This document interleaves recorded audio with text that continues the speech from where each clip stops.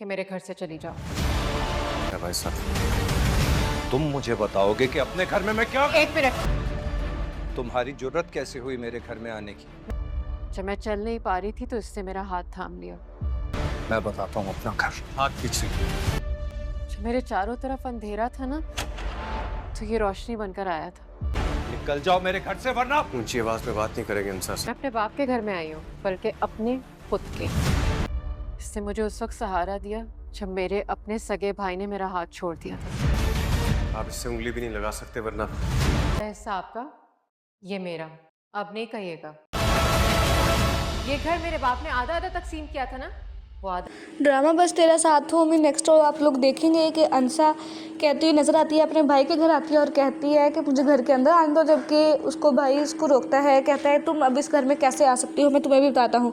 वो उसको थप्पड़ मारने की कोशिश करता है, लेकिन वैसे ही फ़ौरन अनस सामने आ जाता है और वो कहता है कि अंसा को आप हाथ भी नहीं लगा सकते। दूसरी तरफ अंसा का भाई ये सुनकर काफ़ी भड़क जाता है कि अब ये इसका स्टैंड ले रहा है, ये तो पागल सा होता था।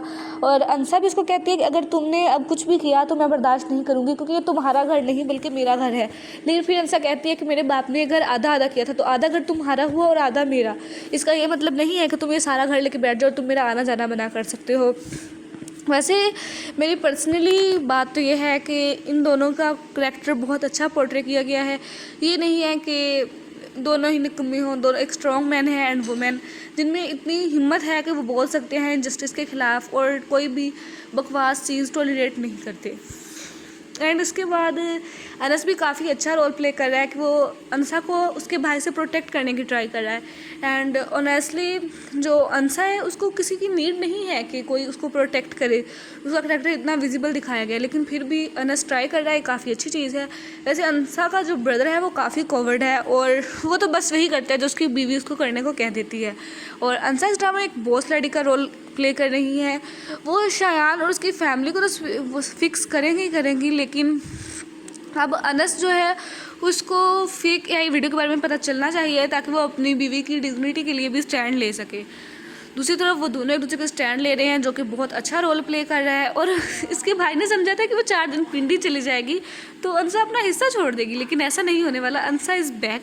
एंड शादी के बाद इन दोनों का यूनिवर्सिटी जाना, ये रोल भी काफ़ी अच्छा है और मज़ा आ रहा है और आई होप ऑडियंस भी इसको एंजॉय कर रही होगी। और जैसे अंसा ने अब लेटेस्ट प्रोमो में शटअप कॉल दी है अपने ब्रदर को, आई होप ये काफ़ी अच्छा होगा। लेकिन पहले ये शायान और ताया अबू को दे के आई, उसके बाद इसने अपने भाई को दिया है। She is just killing, just I want to say she is just killing. I said whatever I want. Okay, first this is my house and now half house is mine. Wow, what a line. She deserves award for this acting. She is doing very awesome acting. Very very awesome.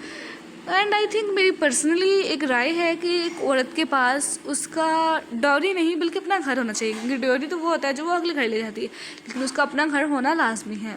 अब वैसे अंसा के पास 2 घर हो चुके हैं, एक उसका और एक उसके हस्बैंड का, तो दोनों घर उसी के हैं।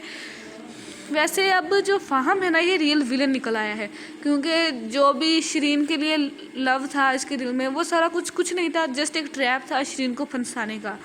और अब मुझे बस यही चाहिए कि अनस अंसा को शायान के बारे में सच बताए ताकि सबको वो मिले जो डिज़र्व करते हैं, एंड यही कर्मा है।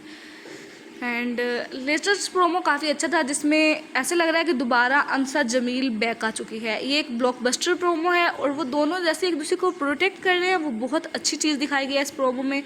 And the way they said, ये अंसा ये अड्डा मेरा वो आपका अब नहीं किया, जो मेरे घर से चली जाओ। हाँ, जब अंसा कहती है कि